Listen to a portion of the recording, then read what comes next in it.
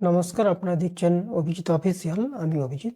আপনারা নিশ্চয়ই জেনে গেছেন দিল্লিতে যে বিধানসভা ভোট হয়েছিল, যেখানে মূলত তিনটে রাজনৈতিক দলের লড়াই হচ্ছিল।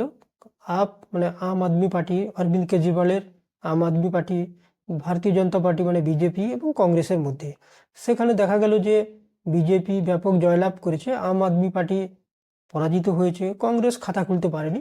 তো কংগ্রেসের হাল দিল্লিতে এমনিতেই খুব খারাপ। তো এইটা নিয়ে বিভিন্ন জায়গায় বিভিন্ন আলোচনা হচ্ছে যে কংগ্রেস অনেকগুলো প্রায় 17-18খানা সিটে ভোট এমনভাবে কেটেছে যেখানে আম আদমি পার্টির প্রার্থীরা পরাজিত হয়েছে এবং বিজেপির লাভ হয়েছে, বিজেপি জয়লাভ করেছে। সেটা তো হতেই পারে, তিনটে যখন ত্রিকোণ লড়াই হবে সেক্ষেত্রে এই ধরনের হতেই পারে। তো মূলত একটা জিনিস এইটা থেকে, এই যে আম আদমি পার্টির যে পরাজয়, এখান থেকে একটা জিনিস শেখার আছে যে এইসব ছোট দলগুলো তাদের নিজেদের এখন ভবিষ্যৎ খুবই খারাপ। পরবর্তী ক্ষেত্রে ওনারা মাথা উঁচু করে দাঁড়াতে পারবে বলে তো আমার মনে হয় না খুব একটা, যদিও পাঞ্জাবে ওনাদের সরকার চলছে।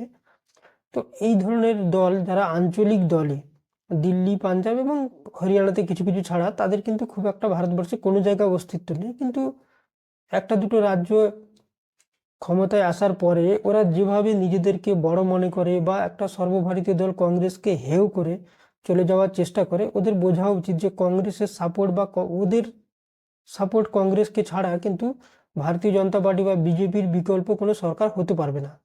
মানে ভারতবর্ষে যদি কোনো বিজেপি বিরোধী সরকার হতে হয়, তো সেটা হয় কংগ্রেসের সাপোর্টে হতে হবে, বা অন্য সমস্ত দল যাতে কংগ্রেসকে করে সে কংগ্রেসের নেতৃত্বাধীন হতে পারে। যেমন ইউপিএ এর সরকার সরকার হয়েছিল মনমোহন সিংয়ের, যেখানে বিভিন্ন বামপন্থী দল বা অন্যান্য ছোট ছোট আঞ্চলিক দল তারা মনমোহন সিং সরকারকে সাপোর্ট করেছিল। তেমনি আবার তৃতীয় ফ্রন্টের সরকার এর আগে হয়েছিল আইকে গুজরাল দেবগৌড়ার সময়। তো সেক্ষেত্রেও কংগ্রেস বাইরে থেকে ওদেরকে সাপোর্ট করেছে। ওটা বোঝার দরকার আছে যে ভারতবর্ষে কিন্তু দিল্লিতে কোনো যদি সরকার হয়, সেটা হয় বিজেপির সাপোর্টে হবে, বা বিজেপি কোনো যদি দলকে সাপোর্ট করে তাদের সরকার হতে পারে, বা উল্টো দিকে কংগ্রেসের সরকার হবে, বা কংগ্রেসকে যদি কোনো আঞ্চলিক দল সাপোর্ট করে, বা কংগ্রেস যদি আঞ্চলিক দলদের সাপোর্ট করে তাদের হতে পারে। যেমন তৃতীয় ফ্রন্ট হয়েছিল, ইউপিও হয়েছিল, বা এনডিএ যেমন অটল বিহারী বাজপেয়ীর সময় হয়েছিল। বিভিন্ন ছোট ছোট দল তাদেরকে সাপোর্ট করেছিল।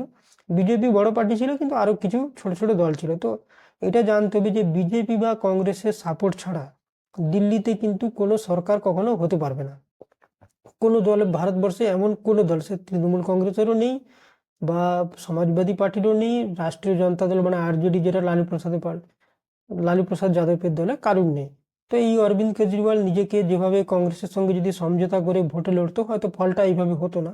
কিন্তু যেভাবে নিজেকে বড় করে দেখার ফল আজকে ভুগতে হয়েছে, যেভাবে উনি পরাজিত হয়েছে, মোটামুটি উনি শিক্ষাটা ঠিক মতো পেয়ে গেছেন। তো এরপরে উনি কতটা মাথা তুলে দাঁড়াতে পারবে আমার তো রীতিমতো সন্দেহ আছে।